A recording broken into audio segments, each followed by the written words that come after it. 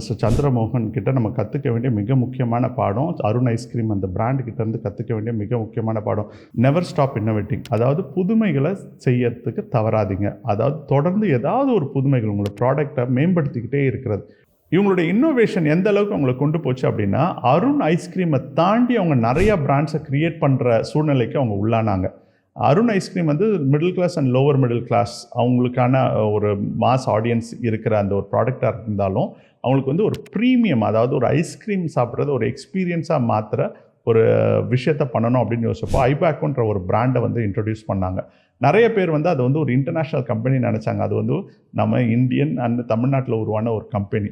So Ibaco brand மட்டும் கிடையாது, அது இல்லாமல் ஆரோக்கியா மில்க்கு, அதுக்கப்புறம் ஹட்சன் தயிர், அப்புறம் சீஸ், இந்த மாதிரியான விஷயங்கள். இதுக்கும் மேலே ஹாப் டெய்லி அப்படின்னு சொல்லிட்டு ஒரு டிஸ்ட்ரிபியூட்டர் அவுட்லெட்ஸ் மாதிரியான ஒரு கான்செப்டை க்ரியேட் பண்ணாங்க. ஸோ இது மாதிரி நிறைய இன்னோவேஷன் அவங்க பண்ணிகிட்டே இருந்தாங்க. எல்லா ப்ராடக்ட்டும் சக்ஸஸ் ஆச்சுன்னா இல்லை, நிறைய ப்ராடக்ட் ஃபெயிலியரும் ஆயிருக்கு.